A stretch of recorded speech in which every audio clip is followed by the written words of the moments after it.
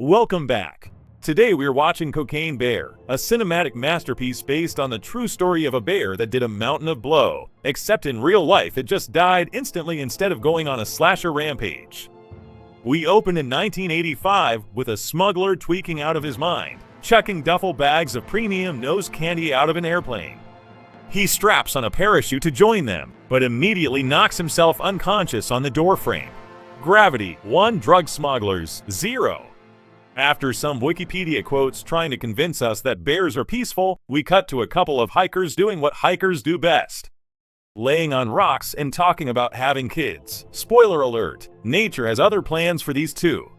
They spot a black bear in the distance.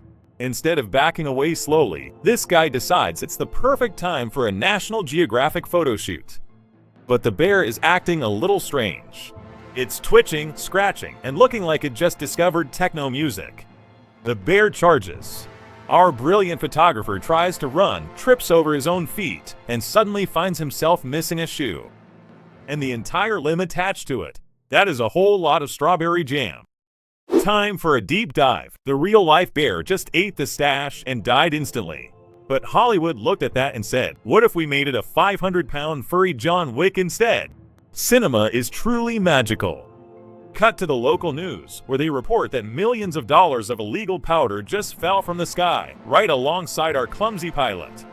Meanwhile, the drug lords who actually own the stash are having a highly confidential meeting. In the middle of a crowded mall arcade. Because nothing says secret criminal enterprise like discussing missing kilos next to a skee-ball machine. And finally, we meet a rebellious kid who decides today is the perfect day to skip school and hike into the exact same woods. What could possibly go wrong? Two pint-sized explorers are completely oblivious to the danger lurking in the trees. Meanwhile, back at home, Mom is currently operating on a strict diet of daytime television and white wine. She's living her best life until the school calls to ruin her buzz. Turns out, her little angel decided that math class was optional today. She goes full detective mode, dumping out a bag of toys to find a map circling secret falls. You know, if my kid left a literal treasure map circling their exact secret location, I'd be more concerned about their future career as a criminal mastermind. Leave some mystery, kid. Over at the local ranger station, the head honcho is busy doing absolutely nothing. That is, until this guy walks in looking like he just escaped a 1980s workout video. Suddenly, a wild mom appears, fully decked out in a neon pink tracksuit that can probably be seen from space. Back in the woods, the real educational moment happens when the girl stumbles upon a mysterious package hidden in the bushes. It's wrapped in tape and looks exactly like something you'd see on an episode of Narcos. The boy, who clearly watches too many movies, instantly identifies it as a brick of pure Colombian marching powder. Time for a deep dive. The prop department actually used crushed up B12 vitamins and powdered sugar for the fake cocaine in this movie. Which means these kids are about to get a massive energy boost and a terrible cavity. Because peer pressure is a powerful thing, she decides the best course of action is to cut it open and taste it. She scoops up a generous portion with her knife and goes right for it, instantly regretting every life choice that led her to this moment. Not one to be outdone, the boy decides he needs to try the forbidden fun dip too. And he gets the exact same result. Shocking. But their little taste test is rudely interrupted when a massive, furry paw swipes their carrots. They turn around to find a black bear staring at them, and this guy is absolutely coated in white powder. The bear lets out a roar that roughly translates to, "I can smell colors right now." Cut to the actual owners of the missing powder, who are currently having a very bad day. Look at this guy crying in the passenger seat. You're a drug smuggler, buddy. There's no crying in the cartel. Did you think this job came with a dental plan and a therapist? Back in town, 3 teenage punks on bikes are looking for trouble. They follow the baseball jersey guy into a public restroom, which is mistake number 1. They pull a knife on him, demanding he empty his pockets. One kid tries to use a skateboard as a weapon, but gets completely leveled. Baseball jersey guy is tossing these kids around like they owe him lunch money. He grabs the last standing punk and introduces his face to the bathroom stall door. He checks his pulse, probably just annoyed that he broke a sweat, and leaves them groaning on the floor. Turning 3 teenagers into human floor mats, Denim Guy strolls in to inspect the damage. He looks at the pile of groaning kids like someone just tracked mud onto his fresh carpet. Jersey Guy decides it's time for some aggressive hydrotherapy, splashing the blonde kid to reboot his system. He casually holds up a brick of what is definitely not powdered sugar, demanding answers. The kid is terrified, mostly because he realizes he's dealing with a guy who clearly treats the Geneva Conventions like a checklist. Jersey Guy flexes that he just speedrun a 3-on-1 fight in 15 seconds flat. The kid folds faster than a cheap lawn chair, confessing they stashed the rest of the goods under a gazebo. Time for a deep dive. The fact that this hardened criminal has to pause his interrogation to ask what a gazebo is just proves that you can be a ruthless enforcer and still fail basic vocabulary. Read a book, my guy. Denim Guy decides it's time to escalate things and casually orders his buddy to fetch the boomstick. Jersey Guy is completely on board with arming up, because nothing says peaceful nature walk like packing heavy artillery. He heads out to his vintage truck, popping the glove box to retrieve the great equalizer. Meanwhile, the blonde kid is outside freezing his scrawny little chest off in the mountain air. Jersey Guy, showing a rare moment of mercy, tosses the kid a bright yellow shirt. And just like that, our newly formed, highly dysfunctional trio heads into the woods to retrieve their lost treasure.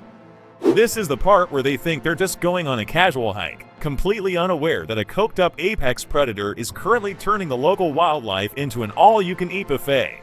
Spoiler alert, that yellow shirt is going to make him look like a giant walking lemon drop. Meanwhile, we cut to a local cop cruising down the highway, completely oblivious to the chaos brewing in his jurisdiction. He pulls over to use a payphone, which is honestly the most unrealistic part of this movie. Who still carries quarters? Dedicated officer finally rolls up to the visitor center, only to find the front door painted with a fresh coat of red flags. Back in the woods, the mom and kid stumble upon a rock covered in the same forbidden ketchup. The kid casually asks about the long-term side effects of a bear doing mountains of snow, which is honestly the most logical question anyone has asked in this entire movie.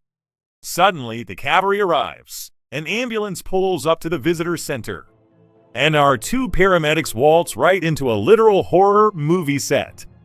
They find the place completely trashed and a guy taking a permanent dirt nap on the floor. Oh, and the cop is there too, looking like he lost a fight with a lawnmower. Mustache Medic opens the back door and discovers a guy who has been aggressively disassembled. And lurking in the shadows, the coked-up furball itself, ready for round 2. The bear immediately tackles the medic, turning him into a human chew toy. His partner does the only sensible thing. She bails and jumps into the driver's seat. She floors it, but the bear is literally chasing the ambulance down like a dog after a mail truck. She crashes into a tree and gets forcefully evicted through the windshield. Time for a deep dive. This entire ambulance sequence is a hilarious nod to the T-Rex chase in Jurassic Park. Just swap the apex predator for a mammal on a 3-day bender, and maybe remember to wear a seatbelt. Cutting back to the Three Stooges, the blonde guy is rambling about his childhood pet lizard, when they stumble upon a gazebo in the middle of nowhere. And who is chilling on the roof? Our favorite injured cop, looking absolutely miserable. Baseball Jersey Guy immediately pulls a gun, because de-escalation is clearly not in his vocabulary. The cop draws his weapon too, leading to the world's dumbest Mexican standoff. Baseball Guy fires, giving the cop an extreme, unsolicited manicure that removes 2 of his fingers. The cop loses his balance and crashes straight through the gazebo roof. Finally, the mom and kid reach the river and spot a familiar pink sweater. The guy in the tank top is currently regretting every life choice.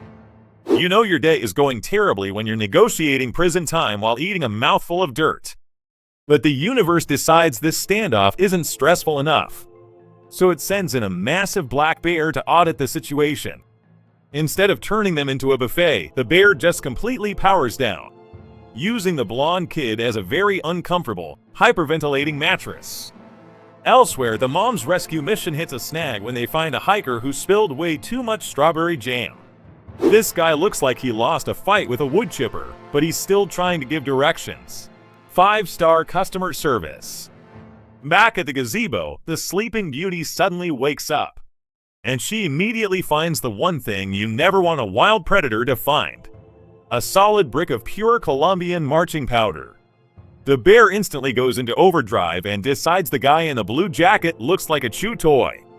He's getting aggressively cuddled by a 500-pound apex predator, and his friends are just watching like it's a spectator sport.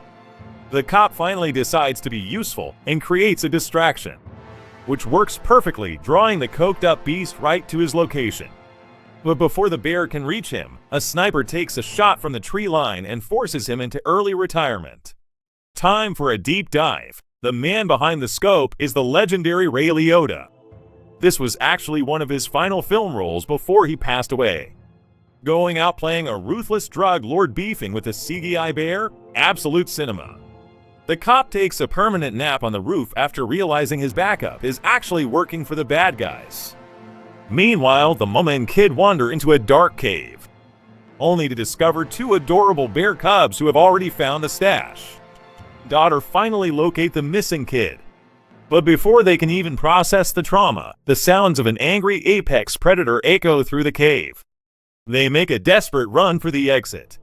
Meanwhile, the drug boss and his remaining henchmen are still trekking through the woods, where they stumble upon a hiker who clearly lost a wrestling match with the wildlife. But hey, silver lining, they finally locate the missing duffel bag of booger sugar. Through sheer dumb luck, the criminals and the family converge at the exact same waterfall. The boss immediately points his sniper rifle at a literal child. I swear to God, this guy's moral compass is just a spinning roulette wheel of terrible decisions. But the standoff is interrupted by the real stars of the show. Two bear cubs completely dusted in white powder like they just crawled out of a powdered donut factory. And right on cue, Mama Bear emerges from the shadows to ask to speak to the manager. She drops down onto the ledge and absolute chaos ensues. The boss tries to shoot her, which goes exactly as poorly as you'd expect. Mama Bear decides it's time for a taste test and absolutely dismantles him. Time for a deep dive. This was actually one of Ray Liotta's final movie roles before he passed away. What a way to go out getting absolutely shredded by a CGI bear on a massive bender. A true Hollywood legend.